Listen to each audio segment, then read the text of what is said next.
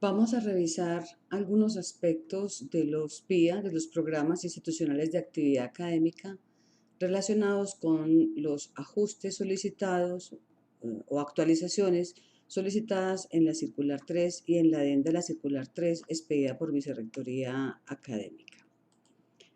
Tenemos que recordar algunas normas que tenemos que tener en cuenta, como el Acuerdo 29 de 2008 del Consejo Académico, la política curricular, también el reglamento estudiantil, obviamente.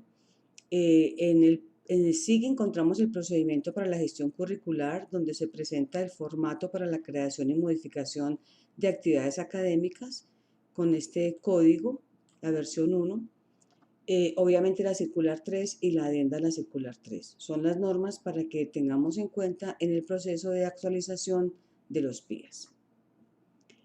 Los PIAs son realmente muy importantes, muy importantes para el quehacer pedagógico en la clase, pero muchísimo para los egresados. Los PIAs expresan en el plano de lo concreto la intencionalidad formativa del programa académico. O sea, en lo concreto, cómo vamos a lograr esos objetivos de formación o bajo la metodología que lo consideren o esas competencias para que el estudiante las adquiera. Están en el PIA. Contiene también las características que se reflejarán en la labor académica de los profesores.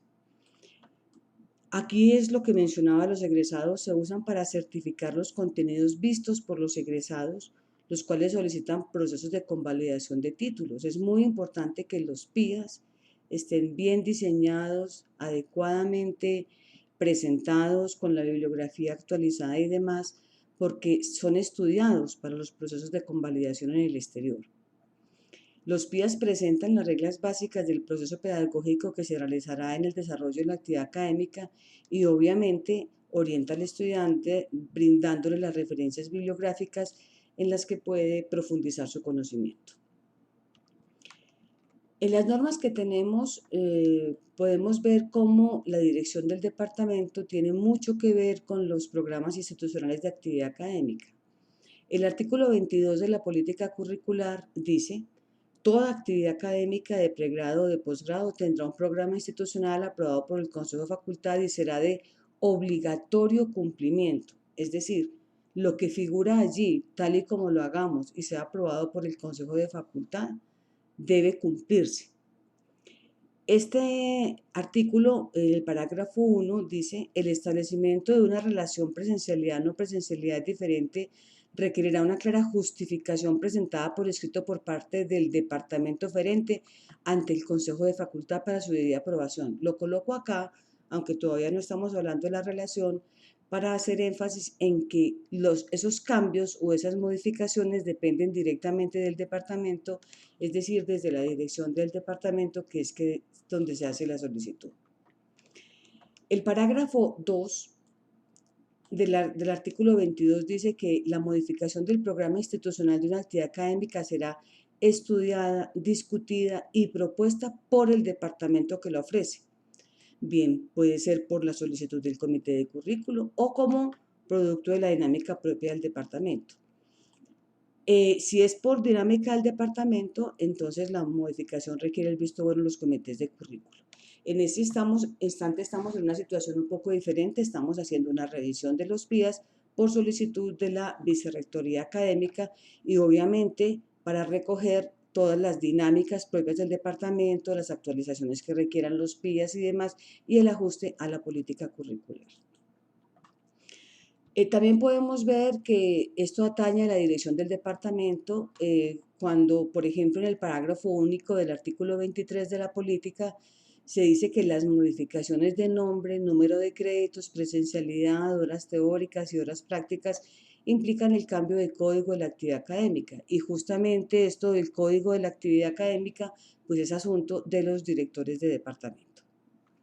El artículo 24 de la política dice: los directores de departamento serán los responsables de garantizar que los programas institucionales de actividades académicas adscritas al departamento estén actualizados y debidamente diligenciados en el sistema de información académica, así como de que los planes calendario sean actualizados en cada periodo académico por parte del profesor responsable de la actividad académica. Entonces, no solamente estamos hablando del PIA, pues del Programa Institucional de Actividad Académica, sino también del plan calendario. Este pantallazo corresponde a uno del nuevo CIA, donde está la gestión de cursos, catálogo de cursos, y lo utilizo para mostrarles la zona donde nosotros debemos subir el programa institucional de actividad académica de ahora en adelante. Nosotros teníamos, la universidad tenía un software específico para los PIAs, donde los diligenciábamos cada vez que se hacía una creación de la asignatura o cuando se cambiaba una versión. Ahora nosotros vamos a subir el documento en PDF aquí, en este apartado anexo, en donde debe ir el anexo que se va a colocar con su descripción y la vigencia. Entonces, el inicio de vigencia pues arranca en el periodo académico correspondiente. Si hacemos ajustes este mes o el mes entrante, seguramente esa vigencia será para el periodo académico 2021-2. Entonces, digamos, julio, 1 de julio de 2021-2, 1 de julio de 2021. Y el fin de la vigencia se va a colocar el año 3000, pues para que mantenga la vigencia, ¿cierto? Para no estar pendientes de esa fecha, sino que es una fecha lejana. Dado que en cualquier momento podemos volver a hacer un cambio, no sé, por ejemplo, dentro de 3 años, entonces hicimos un ajuste de bibliografía o de contenido porque hubo algún conocimiento nuevo que hay que involucrar en el programa y demás. Entonces, cuando entremos el segundo anexo acá, vamos a verificar que inicie la vigencia con la fecha correspondiente y cambiamos esta y decimos que el fin es un día antes del inicio de la segunda vigencia. Esto tiene gran importancia porque va de la mano con los certificados de los egresados. Al colocar cuándo está vigente de cuándo a cuándo está vigente el PIA, entonces cuando el estudiante ve la asignatura en esa vigencia y pide contenidos como certificado, entonces le sale ese archivo al estudiante, que es lo que al estudiante no, al graduado, que es lo que él necesita. Entonces aquí vamos a tener como quien dice el historial aquí vamos a tener el historial de los diferentes PIAs y los ajustes que tengamos. Bueno, les mencionaba ahora algo del plan calendario. Esta pues es una propuesta de plan calendario que tiene muchas utilidades. Inclusive sirve para la creación de nuevas asignaturas cuando no están definidos los créditos, cosa pues que no es el tema en este momento, pero podría usarse para esa situación. El asunto del plan calendario es que él nos puede permitir claramente entender la dimensión del concepto de crédito, que ya lo veremos, lo repasaremos, en tanto tenemos unas actividades, podríamos tener unas actividades independientes previas del estudiante, previas a la sesión presencial, tenemos unas actividades específicas de la clase y también tenemos unas actividades independientes posteriores a la clase. Todo depende del estilo del docente o del acuerdo al que se llegue con el estudiante. En este ejemplo que tengo acá, veamos, esto es una asignatura que tiene 10 grandes temas. Es una asignatura que tiene 3 créditos. Para la primera clase hay una presentación de la asignatura y exposición del docente de 3 horas, actividad de clase, y deja una lectura de repaso que le calcula ese profesor que se requiera 1 hora para ser leída adecuadamente. De tal manera que para el tema 1 estamos pensando por ahora en 4 horas. El tema 1 continúa en la segunda sesión, para lo cual, además de la lectura de repaso, el estudiante tendrá una lectura previa que será sometida en clase a un examen corto, a un quiz, y luego habrá exposición del docente y debate. Esta lectura previa, 3 horas, por ejemplo, el examen corto y la exposición del docente otras 3 horas y de allí queda un taller de 3 horas para un total perdón, para un total de 9 horas de este apartado. Entonces tendríamos que para el tema 1 tenemos 9 y 4, 13 horas. El tema 2, supongamos, es una preparación de un club de revistas. Entonces en la actividad de clase los estudiantes presentan el club de revista, se da el debate, no hay actividad posterior, de tal manera que para este tema 2 hablamos de 7 horas en total del estudiante. Luego viene el primer parcial. Entonces, un cálculo de acuerdo a la complejidad de la asignatura, tiempo de preparación para el examen parcial, unas 10 horas de estudio, por ejemplo, para algunos, para otros serán 20 o menos, dependiendo de los contenidos y la complejidad, como lo decía. Examen parcial de 3 horas y no queda actividad posterior.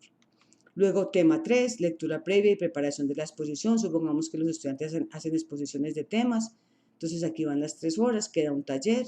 Y así, en algunas hay taller, en otras no, en muchas hay lectura previa. Están las preparaciones de los exámenes, de acuerdo a la longitud de las temáticas o la complejidad de las temáticas, con lo cual, al final tenemos 75 horas que debe dedicar el estudiante, un estudiante promedio, para tener un buen desempeño académico. Tendría que dedicarle 75 horas previas a la clase o examen, 48 horas presenciales cara a cara con el docente y 21 horas de trabajo independiente posterior. Para un gran total de 144 horas tenemos entonces total de horas presenciales 48, total horas no presenciales 96, total de horas 144, lo que equivale a 3 créditos, y la relación presencialidad no presencialidad es de 1 a 2, es decir, es una asignatura convencional.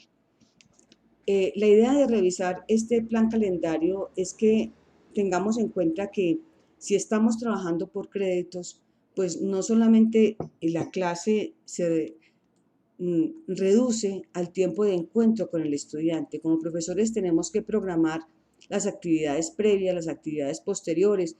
Algunos harán énfasis en las previas, otros en las posteriores, algunos la dividirán, para algunos serán más horas para la preparación del examen, para otros menos, o de los exámenes, o harán muchos más exámenes, bueno, o harán quiz en cada uno de los encuentros. Todas estas actividades son las que conducen al aprendizaje del estudiante. Entonces, en realidad, aunque se tengan 48 horas, nosotros tenemos que programar 144 para el estudiante. Actividades que él debe hacer, lecturas que debe hacer. En mi experiencia personal, pues para esto es muy útil el aula virtual. Bueno, continuemos entonces, habiendo hecho esa aclaración, ya específicamente en lo correspondiente al formato del PIA. Les mencionaba el formato antes, es este, la versión 1 de este código. El encabezado tiene una identificación y luego viene una tipificación de la asignatura. Después de estas dos partes viene todo el contenido de justificación, objetivos, competencias, contenido, metodología, criterios de evaluación y referencias bibliográficas. Vamos pues a ver cada apartado, obviamente con énfasis en la parte del encabezado. Entonces veamos, en este formato del PIA, pues está la facultad que la ofrece, la asignatura, el departamento y el nombre de la actividad académica. Luego viene el código. Recordemos que el código en el nuevo CIA se invierte el orden, primero van los números y luego van las letras con el número que identifica el departamento, así queda. Luego tenemos un espacio para la versión del Programa Institucional de Actividad Académica PIA. Entonces, si tenemos un código nuevo, será la versión 1. Si mantenemos el código, pero solo tenemos, por ejemplo, ajustes de bibliografía o alguna actualización de algún énfasis en el tema o un pequeño cambio en la evaluación o algo, o sea, ningún cambio de fondo lo que nos permite mantener el PIA, el mismo código del PIA, entonces seguimos el consecutivo versión 1, versión 2, versión 3, de acuerdo a cada momento de actualización y aprobación. ¿Cuándo se cambia el código? Como ya lo mencioné antes, cuando cambiamos el nombre de la asignatura. Entonces, si cambia el nombre, así sea una palabra del nombre, eso implica un cambio de código e implica volver a empezar por la versión número 1. Si la asignatura pasa de 3 créditos a 2 o de 3 a 4, pues obviamente cambia de código. Si estamos cambiando la presencialidad, las horas de presencialidad, bien sea que se aumenten o se disminuyan, también se cambia. Y finalmente, si la relación teoría-práctica, o sea, el número de horas presenciales, que son las que se dividen en teóricas y prácticas, si esa relación cambia, o sea, si se aumenta la teoría o si se aumenta la práctica. Bajo cualquiera de estas circunstancias hay que cambiar el código y cuando se cambia el código, pues obviamente se reinicia el consecutivo. Cuando se cambia el código o cuando se crea una asignatura nueva, pues en esta parte, ¿a qué fecha iría la señal de aprobación? Cuando es simplemente una actualización, pues va en la modificación. Viene el acta del Consejo de Facultad con su respectiva fecha. Sigue en este encabezado de los PIAs los programas a los cuales se les ofrece la actividad académica. Debe colocarse tanto el programa y entre paréntesis el componente de formación al cual pertenece. Esto es muy importante para los egresados y para los certificados. Tengamos en cuenta que nos debemos también a ellos, ¿cierto? Ellos necesitan una información muy adecuada después de graduados cuando piden convalidaciones. Entonces, en este componente de formación, recordemos que son el de formación general, el de formación en ciencias, artes o filosofía, que puede ser solo en ciencias, solo en artes, solo en filosofía, o en ciencias y artes, o en arte y filosofía, cualquier combinatoria. La formación profesional, que es lo que se llama en la política la formación específica, para el caso de lo que estamos hablando de la profesional, pero podría ser la tecnológica, podría ser la formación técnica, podría ser de maestría o de doctorado. Y el otro componente es el componente de profundización. Finalmente viene si la actividad si la actividad académica es abierta o no es abierta a la comunidad, es decir, si solo se ofrece para esos programas que estamos mencionando o si alguien de otra universidad, de otro programa, podría solicitarla como estudiante especial o por convenio suma. Para que podamos ubicar como profesores dónde está nuestra asignatura, una forma pues sencilla es que entremos a la información de la página de la universidad, y eso es de acceso para todo el público. Ustedes entran por Universidad de Caldas, oferta académica, entran a la facultad y en la facultad entran al pregrado y en el pregrado dice haga clic aquí para ver el plan de estudios y les aparece algo así. Entonces veamos, por ejemplo, aquí tenemos el nivel de formación, el componente de formación general. En este caso, digamos, este es el plan de medicina, el componente de formación en ciencias, otro dirá en artes, otro dirá en filosofía, otro dirá en ciencias y artes, pues eso depende, no conozco todas las modalidades. Luego viene el componente de formación profesional, pues porque medicina es un programa profesional y aquí tiene sus núcleos o áreas temáticas, podemos verlo acá, aquí está el nivel y aquí está el área temática o núcleo y luego sigue la materia o asignatura o actividad académica, como la queramos denominar. Por otro lado, si ustedes revisan, me devuelvo aquí un momento, aquí en esta parte que se está viendo aquí a la derecha, que está cortada, aquí ya la tengo completa, ustedes aquí pueden ver qué es lo que está en el sistema. Entonces, digamos, Humanidades Médicas 1, está el código de la asignatura, que figura en el plan de estudios de medicina 408. Dice si es habilitable o no es habilitable, o sea, cómo está en el sistema. ¿Cuántas horas teóricas tiene? T16, teóricas 16, prácticas 0, no presenciales 32. Es decir, esta es una asignatura de 1 a 2, 1 hora presencial, 2 horas no presenciales, es una asignatura teórica. Si ustedes vienen acá y hacen clic, cuando estén en la página, pues les va a salir un recuadrito donde les muestra qué requisitos figuran en el sistema. Es muy importante que de una vez hagamos esa revisión, porque a veces suponemos que tenemos requisitos y tal vez no se notificó, tal vez se quitó, tal vez hubo algún cambio en el consejo, para que estemos pues como todos actuando con la misma información. Y en este otro icono, ustedes hacen clic y pueden ver la versión del PIA, ven el PIA que está en el sistema, al cual pues se le deben hacer los ajustes que se consideren de acuerdo a la circular 3 y a su adenda. Lo mismo en Humanidades Médicas 2 y demás. Voy a darles aquí un ejemplo, por acá, práctica médica integrada, Práctica médica integrada es una asignatura de medicina que es totalmente práctica. Este es su código: habilitable, no es habilitable, horas teóricas 0, horas prácticas 384, horas no presenciales 0. Esto es una práctica hospitalaria que se hace en los pueblos y el estudiante está todo el tiempo, las 384 horas durante 8 semanas, haciendo pues trabajo de médico rural. Y pues aquí también estarían los requisitos y aquí también estaría el PIA. Entonces, de esta parte, mirando en la página que podemos mirar, cualquiera puede mirarlo, podemos obtener esta información. Y es justamente la información que se pide en el formato para la presentación del informe, en la primera parte del formato.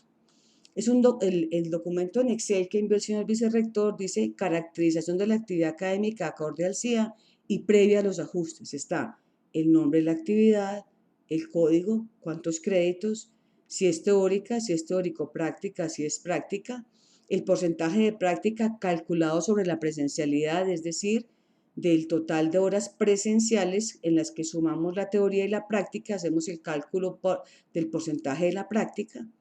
El cupo que tenemos, este cupo se mira revisando el encabezado del PIA que está acá, de ahí se puede obtener el cupo.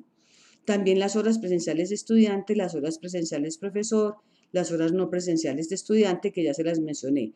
Las horas presenciales profesor, de nuevo, lo pueden obtener de este icono donde está el PIA vigente. Y la relación presencial-no presencial que se tiene, que también lo obtienen ustedes de hacer pues la división de la información. Entonces, la primera parte del formato que debemos presentar como información, lo que tiene es la información, lo que pide es la información que está en el CIA. Esa información es la que vamos a juzgar, con la que vamos a juzgar si es necesario hacer ajustes y obviamente con la revisión de el resto del PIA, porque puede que en esto no haya ningún cambio, pero el PIA amerite actualizar bibliografía, que digamos es lo que más frecuentemente se hace, en tanto pues el saber de las diferentes ciencias cambia muy rápido. Bueno, entonces volvamos al formato del PIA. Veníamos aquí con el código, el consecutivo, habíamos hablado ya de esto, de la actividad abierta o no, y el código. Entonces ya tenemos, esta es la primera parte del formato, que ya tenemos revisados los puntos. Sigue esa segunda parte, que es lo que se llamaba en el software anterior el encabezado, perdón, el encabezado del PIA, donde tenemos el tipo de actividad, si es teórica, teórico-práctica o práctica, las horas teóricas, las presenciales, las no presenciales. Vamos a ver cada uno de estos cuadritos, las implicaciones que tiene para su diligenciamiento. Entonces, lo primero es el tipo de actividad, si es teórica, si es teórico-práctica o si es práctica. Bien, entonces, la circular 3 también hay que ponerla en contexto con esta comunicación del Consejo Académico, donde se dio el concepto del Consejo Académico respecto a lo que es práctica. Entonces, esto todo surgió a partir de una consulta que se hace desde un departamento de mi facultad para preguntar si los talleres, las discusiones en clase, de casos, los seminarios y demás se podían considerar actividades prácticas. La respuesta después de hacer una revisión normativa del Consejo Académico es que, visto lo anterior, se concluye que la realización de talleres y o trabajos en clase, como los mencionados en la petición, no son un parámetro para concluir que al interior de una asignatura existen horas prácticas y a partir de allí no puede establecerse una actividad es práctica. Entonces, las actividades prácticas, un debate en clase, un taller en clase, un ejercicio en clase, una exposición del estudiante en clase, no son prácticas, son estrategias metodológicas para mejorar el aprendizaje o lograr el aprendizaje, pero no se consideran como práctica, o al menos no se consideran como una práctica tal que pueda modificar las características de la asignatura. En la adenda es muy importante que tomemos esto. La adenda dice que las asignaturas que contemplen un componente práctico igual o inferior al 40%, que tengan una relación de 2 horas de trabajo independiente del estudiante por cada hora de presencialidad, no son objeto de modificación. Esto amerita ser explicado. Resulta que si se tiene una asignatura 1 a 2, es decir, convencional, y se colocó que era teórico-práctica porque hay unos talleres en clase, pero de todas formas la relación es 1 a 2, o sea, la práctica es, digamos, del 30%. Y se comporta como si fuera una materia teórica, digámoslo así, entonces no es necesario que le hagamos un cambio. ¿Por qué motivo? Porque si le cambiamos las horas de presencial, de teóricas y prácticas, eso nos llevaría a un cambio de código. Y un cambio de código de varias asignaturas lleva a un cambio de plan, del número de identificación del plan de estudios. Entonces, esta adenda lo que quiere es evitar una modificación tan grande, o sea, tantos ajustes a nivel de toda la universidad. Como de todas formas la relación está adecuada, es decir, la relación está 1 a 2, o sea, no sé, que esté 1 a 2 la relación, entonces no amerita ese cambio.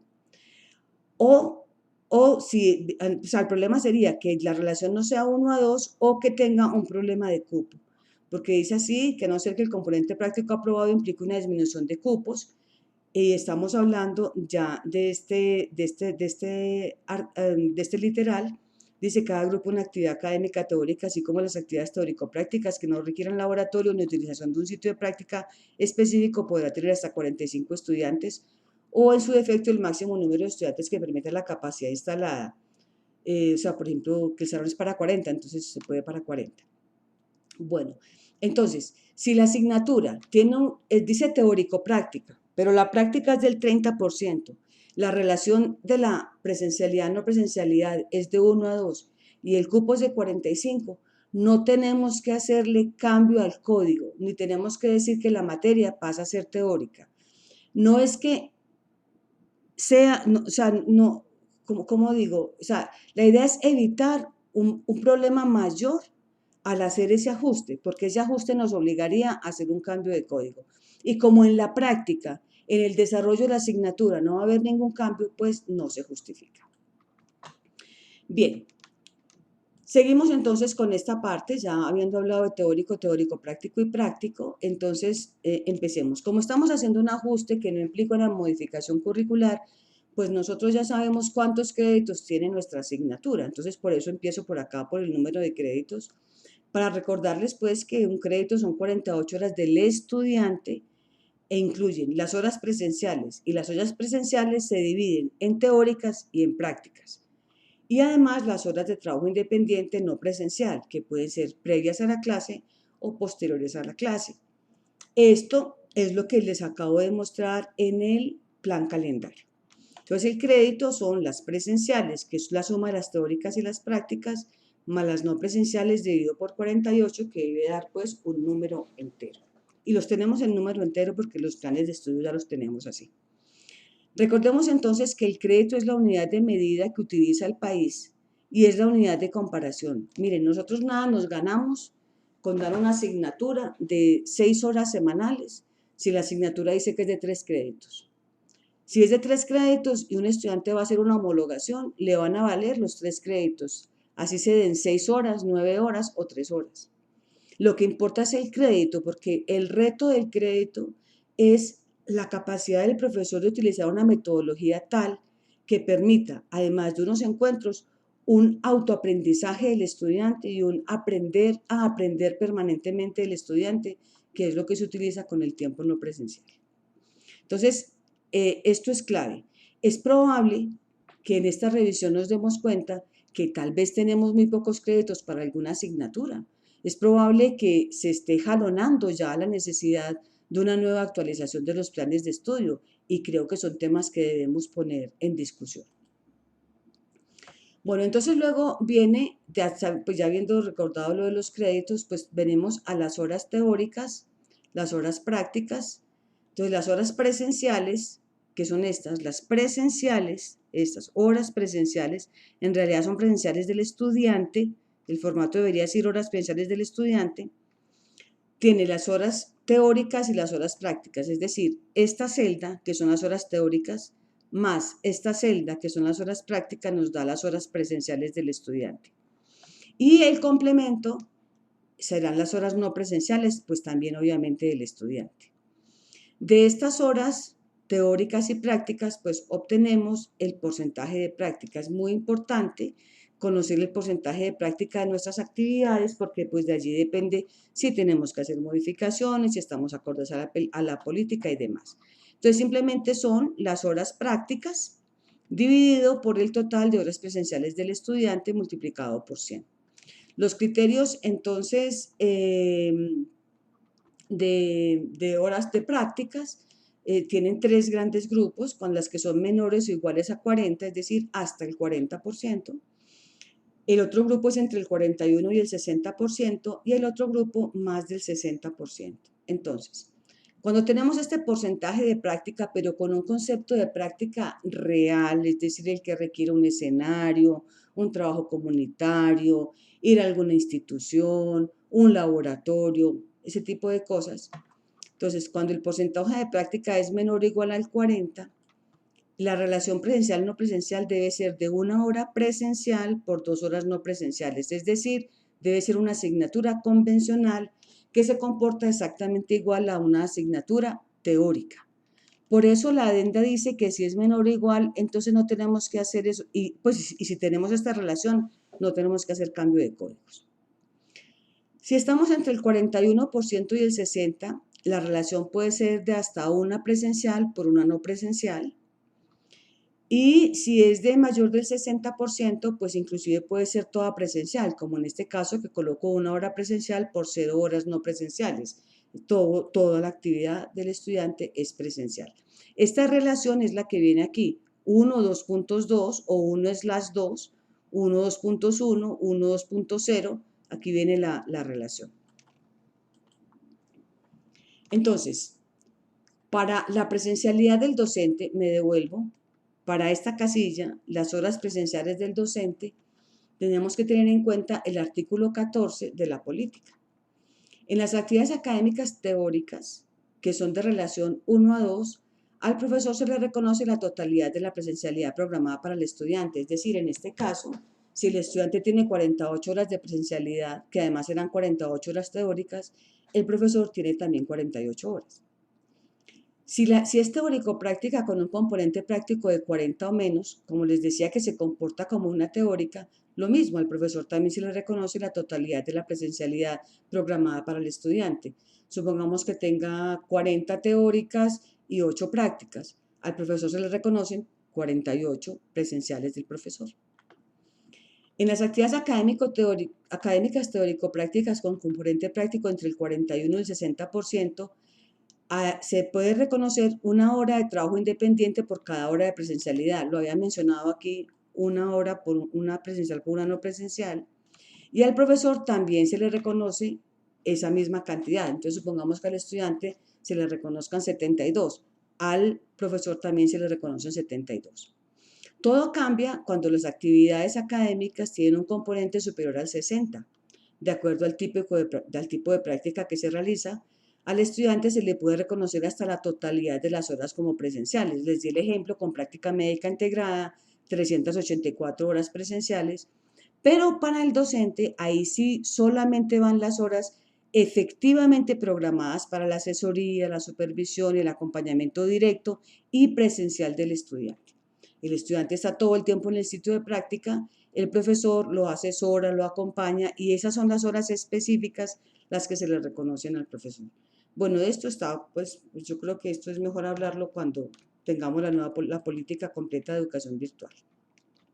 Veamos aquí unos ejemplos. Entonces, supongamos una actividad teórica de 3 créditos, entonces tendría 48 horas teóricas, 0 horas prácticas, horas presenciales, como les digo, del estudiante 48, horas no presenciales 96, horas presenciales del docente las mismas que el estudiante 48, relación presencial no presencialidad 1 a 2, es decir, el 12 obtiene 96 dividido 48, 1 a 2, y sabemos pues que es de 3 créditos. En este otro tenemos una teórico-práctica de 4 créditos, 48 horas teóricas, 48 horas prácticas, es decir, estamos hablando de una práctica del 50%, o sea, supera el 40%, supera el 40% que es el criterio. de tal manera que el estudiante tiene 96 horas presenciales, es la suma de estas dos, las teóricas y las prácticas, y 96 no presenciales. Al profesor se le reconocen las mismas 96 horas y la relación presencial-no presencial es de 1 a 1. 96 dividido 96 pues nos da 1 a 1 para 4 créditos. Finalmente, una práctica de total presencialidad, que algunas son así, no todas, hay algunas que pueden ser así, horas teóricas, por ejemplo, 0, o puede ser que las teóricas sean 10, 15, 20 horas, por ejemplo. Horas prácticas 100, horas presenciales del estudiante 100, esto está diciendo que es todo práctica y el estudiante tiene que estar presente en el sitio de práctica a las 100 horas. Digamos, tiene horas no presenciales 44 para actividades de informes y demás. Pero al profesor, bueno, entonces aquí importa ya mucho la duración. Para este caso sería una asignatura de 16 semanas y al profesor se le reconocería 1.5 horas de asesoría a este estudiante si esto fuese una práctica institucional. Entonces el profesor tendría 24 horas por estudiante para estas asesorías. Aquí ya empezamos a ver estas diferencias entre las horas presenciales del profesor y las horas presenciales del estudiante. Bueno. En el cuadrito que tenemos sigue lo relacionado con la inasistencia. Entonces, esta información de inasistencia está en el reglamento estudiantil. La pérdida de una actividad académica por inasistencia se genera cuando las ausencias no justificadas excedan el 15% de las horas presenciales programadas. Y cuando las ausencias justificadas sumadas a las no justificadas sobrepasen el 25% de las horas presenciales programadas. Pues es la suma, ¿cierto? Cuando las actividades académicas son prácticas o teórico-prácticas con al menos el 60% del componente práctico, el departamento oferente puede recomendar un límite de inasistencia justificada o injustificada menor. Voy a dar un ejemplo con este. Si esto fuera por la norma, tendríamos que el estudiante podría faltar a 25 horas. Puede que el departamento considere que eso es demasiado tiempo, entonces el colectivo docente y el profesor obviamente pueden proponer un porcentaje o un número de horas diferente. Esto lo aprueba el Consejo de Facultad, lo notifica al registro académico para que el registro académico haga el ajuste en el sistema y pueda seguir funcionando. Entonces, como nosotros ahora vamos a llenar este formato y vamos a subirlo directamente al CIA como les mostré ahora rato, entonces yo les sugiero que tengamos estos dos datos así, justificadas y suma total de justificadas y no justificadas, ¿cierto? Entonces, lo que tenemos es el estudiante, perdón, no justificadas, que podrían ser 15, que es el 15%, y las no justificadas más las justificadas, que podría llegar a ser máximo 24 horas para que el estudiante lo tenga en cuenta. Si esto va a decimal, se tiene que aproximar por exceso. Bueno, en cuanto a cupos, que es el punto que sigue, entonces el cupo en el artículo 27 de la política, se habla que el cupo de las actividades académicas lo define el Consejo de Facultad con base en el PIA, ¿cierto? Cada grupo de actividad académica teórica, así como de las que no requieren laboratorio ni utilización de un sitio de práctica, debe tener 45. Todos sabemos que esto puede subirse hasta 48, según el acuerdo al que se llegó con los estudiantes. Que el cupo de las actividades que requieran uso de laboratorios y de sitios de práctica, pues obviamente serán definidos por esas características. Y que obviamente una vez aprobados esos cupos, pues esos son. No pueden ser reducidos ni en la programación ni por parte del departamento, sino que esos son los cupos que tenemos que mantener. Entonces, aquí en esta parte iría el cupo de estudiantes y les recuerdo, es la otra aclaración que hace la adenda. Si yo tengo una asignatura teórico-práctica con una práctica del 30, pero la relación es 1 a 2 y mi cupo es 45, yo no tengo que ponerme a hacerle la modificación de teoría y práctica para cambiar el código, sino que simplemente coloco que se acoge a la adenda. Bien, luego viene lo relacionado a si la asignatura es habilitable o no es habilitable. Entonces, recordemos que en el reglamento estudiantil, en el artículo 53, se dice que todas las actividades académicas teóricas y las teórico-prácticas con un porcentaje de práctica igual o inferior al 40% serán habilitables, es un derecho del estudiante. Las actividades con un componente práctico igual o superior al 41%, pues no son habilitables.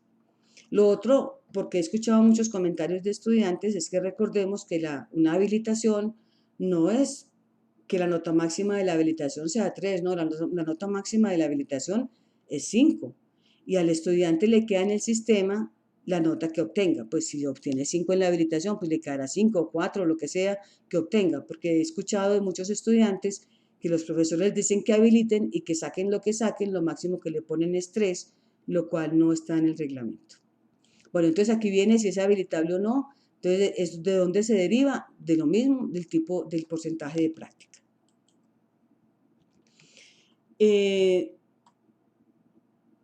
Bueno, viene la nota probatoria que es 3, también tenemos asignaturas que son cualitativas y la duración en semanas, pues que pues algunas materias son de 4 semanas, otras de 8, otras de 16. Bueno, eso es variable de acuerdo a los calendarios específicos que tengan los programas. Bien, el resto del formato del PIA pues habla de la justificación, los objetivos.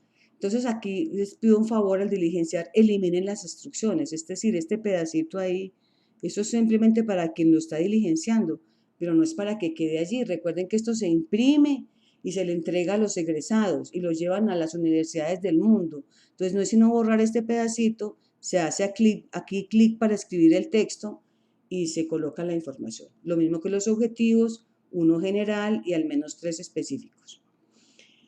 En el formato está la posibilidad de presentarlo por competencias.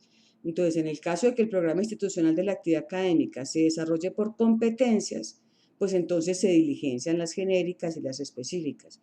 Si no, por favor, eliminen el apartado 3, lo mismo, porque ¿para qué va a quedar esto en un certificado que va para el mundo entero? Luego viene el contenido, donde se describen los temas y los subtemas, la metodología, la evaluación y la referencia. Entonces, si la asignatura es teórico-práctica o práctica, por favor, como directores de departamento y también obviamente como profesores, pues tenemos que demostrar que la práctica está en los contenidos. Es decir, si yo tengo una actividad práctica, es porque en el contenido de alguna manera hago alusión a esa actividad práctica que requiero. Lo mismo, la metodología. Si yo tengo una práctica, pues, ¿cómo no voy a describir la práctica que voy a desarrollar en el espacio correspondiente a la metodología?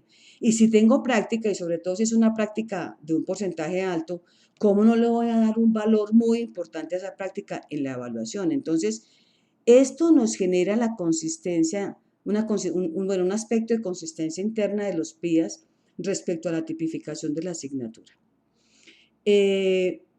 Creo pues que es un elemento muy importante para revisar y pues obviamente están las referencias bibliográficas que serán pues, pues lo que yo diría pues que es como lo que más se actualiza en ellos.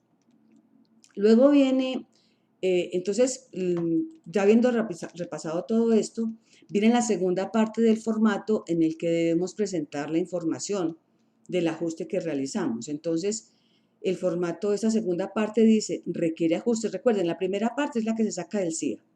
Luego dice, requiere ajustes, sí o no. ¿Qué ajustes? Por ejemplo, un ajuste puede ser actualización de la bibliografía. Un ajuste puede ser ajuste de la evaluación porque estaban haciendo una evaluación con un porcentaje inadecuado, o actualización temática, o ajuste de ítems, o se ajustó la redacción, o se ajustó porque pasa a ser teórica, o se ajustó porque tenía mal los cupos y pasa a ser de 45 o de 48 cupos. Entonces aquí se denuncia el ajuste que requiere y de acuerdo a ese ajuste que requiere se determina si se requiere cambiar o no el código de la actividad académica. Si no se cambia el código, simplemente nos dan el acta de aprobación en el Consejo de Facultad y se sube en la programación que tenemos ahí por catálogo de cursos. Y si se requiere, pues hay que generar un nuevo código y de nuevo hacer el PIA y volverlo a subir. Igual, lo mismo, pero requiere la creación del PIA en la creación de la asignatura. Recordemos que cuando se crea el PIA, cuando se crea la asignatura, para que quede funcionando, tenemos que notificar, bueno, el programa tiene que estar enterado para que en el programa se suba ese nuevo código al plan de estudios y así a los estudiantes les aparezca y puedan inscribirlo. Bien, esta aclaración va pues muy específicamente para los directores de programa. El plan curricular de un programa académico cambiará de número cuando, nos interesa esta, el acumulado de modificaciones del plan de estudios implique realizar equivalencias o reconocimientos de más de 20 créditos. Digamos que en esto se basa claramente lo de la adenda 4 para decir, mire, si en últimas no va a haber ningún cambio de desarrollo de la asignatura, no le cambie el código, porque si llegamos a 20 créditos en un programa, implica que el programa académico cambie de pensum. Bueno, esto puede suceder o puede que ya lo requieran los programas y no nos hayamos dado cuenta. Si esto es así, recordemos que el procedimiento es que el plan curricular, el cambio, la solicitud se origina en la dirección del programa, va con un aval del Consejo de Facultad y en el sistema de información por parte de la Oficina de Admisiones y Registro Académico, pues se hace el cambio de pensum, se pasan los estudiantes y ya, se hacen las actualizaciones de las hojas de vida. Esto pues debe quedar claro que es por escrito y se remite desde el Consejo de Facultad. Finalmente, la adenda 4 habla de las profundizaciones, entonces simplemente para recordar pues la importancia de que desde los departamentos revisemos si las profundizaciones que estamos ofreciendo cumplen realmente con la normativa y es que sean realmente desarrollos departamentales del objeto de estudio y que muestren la articulación de investigación, proyección y docencia. Estas actividades de proyección, actividades de profundización o asignaturas de profundización, pues las aprueban los consejos de facultad previa recomendación del comité de currículo. Recordemos que también se pueden valer las de los posgrados, eso es lo que llaman los estudiantes como coterminales. Bueno, y lo otro es que en cada periodo académico solo se puede ofrecer el doble de los créditos requeridos para cumplir con el componente de profundización y ninguna profundización puede superar los 5 créditos de duración.